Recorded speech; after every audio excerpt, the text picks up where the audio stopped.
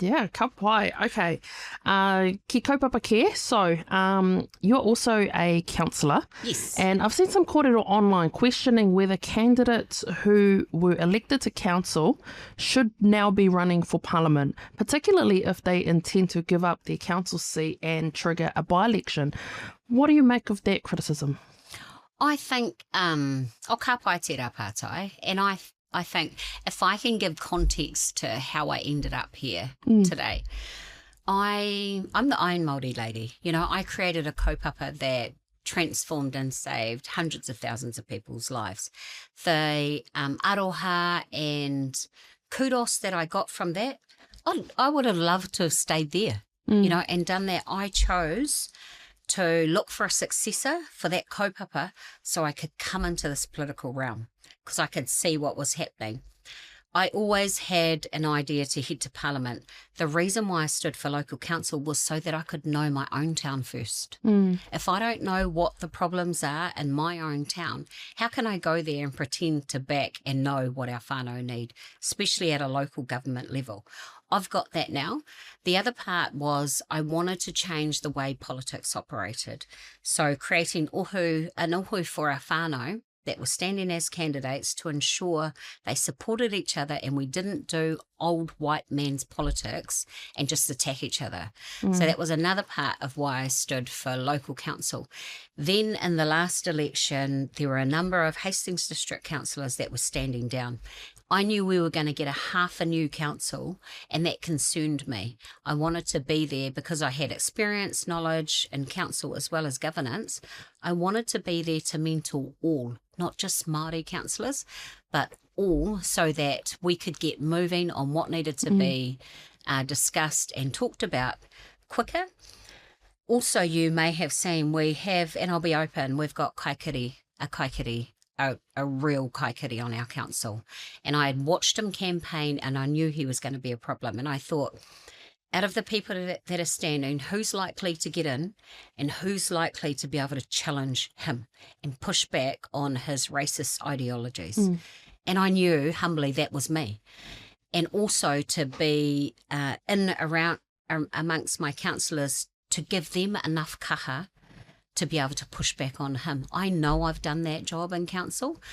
Non-Māori councillors come to me often for advice. And if I wasn't there, I think, gosh, what would have come of that? I've got stellar Takitumu Māori Wood councillor like Siam Daniel. He's flying, and I know that's because I've been able to mentor him and guide him through the right paths. Often we are so passionate we can get riri and just fly off the handle. I've been able to mentor our councillors to composure and challenge with respect, but also have an outcome from that challenge and solution. So the kōrero that's come about, I know why I'm here. I know why I stood, and I think I needed to be there. But then with all the overreach that's happened within councils now, they're talking from my tūpuna saying, okay, your time here is nearly done, even if it's before the 3-year term, you need to go to Parliament. So I'm a hard worker. I've been able to manage, I got announced in February for Te Party Ikaroa-Rāwhiti. I've been able to manage both roles. It's tough. It's hard, but I am more scrutinised as a Māori woman than non-Māori. There's another councillor on my council that's also going for Parliament. Where's that same shade? But I know my path. I know my purpose. Whānau that back me here want me to continue with that path. And I'm clear. I'm not doing it for a title. I married Wayne Skipworth. And to be called Mrs. Skipworth is enough of a great title for me. If you win Ikaroa-Rāwhiti, what happens to your council seat? There will be a by-election, and I'm already in the throes of talking to people because I do feel confident. Would you be interested in standing? I know that other people might stand. It would be probably by the time they're elected a year and a half. We also have to remember that after this term, Māori wards are no longer. So a progression to that. getting this government out is one of the tasks, is only one of the tasks that why I've put my hand up.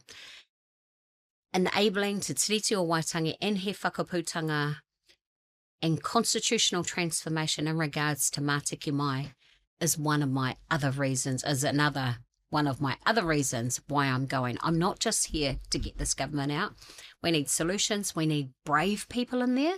We also need people with governance experience to be able to get in there and do the mahi straight away, not a train the trainer model. And then by the time you're trained, it's 3 years and you're ready to do the mahi.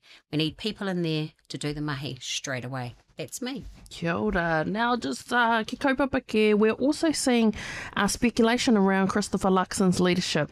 With National holding an urgent caucus meeting, could a change in National's leadership change the election race? It's politics. It could change. You know, it could change things. I think, I don't know if whoever's going to replace him, whether they'd be so magically... Tiriti abiding. Yeah, Te Tiriti, pro-Te Tiriti, you know, like, I don't think it's going to make much of a change. I think inside their party it might. It might make, you know, it might give them a bit of hope, but politics is fascinating. That's what I love about it. And, the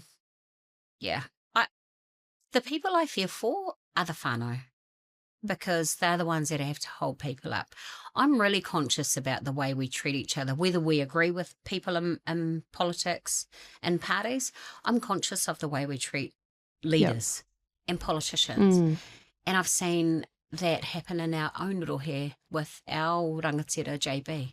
The way we treat people, we have to look at our behaviours. Do we want to force people into mental health places? Do we want to force people into there's nowhere else to go but to the grave? Like, I'm really conscious the way politics is done. I'll be honest, it's an old white boys playbook of take them out until you've taken them right out. And I don't want that. I don't want that for anybody. Yeah. Hey, whakakapi, why should Ikaroa-Rāwhiti vote Green, and what will you deliver for our people? That sounds cringe when you say it out loud. Okay, well, how long have we got? You said it's Party Whakakapi. Yep. Our party, you can see our MPs now in Parliament, they are the most talked about, they are the most backed, and they are the most strongest. You see them in Parliament going for it, calling out things in a way that we understand. Our party's progressive. Our policies, have a look at our policies, are really progressive. We're often, you know, cast against saying we're not Māori enough. You know, you're a colonial party. You're not an Indigenous party. It's like, don't strip my whakapapa away from me. I know why I'm here. I know who I am. I know the staunch bloodlines that I come from. And you can see that in Tamatha, you can see it in Huhana, you can see it in our tauiwi, in our tangata tiriti. They're pro-tiriti. You have a look across the spectrum in Parliament, it's our party that's calling everybody out. It's our party that have the solutions. And our policies, you know, like our policy Te Wao Nui a Tāne. That's like stellar. That's progressive. That's the realisation of Te Tiriti o Waitangi.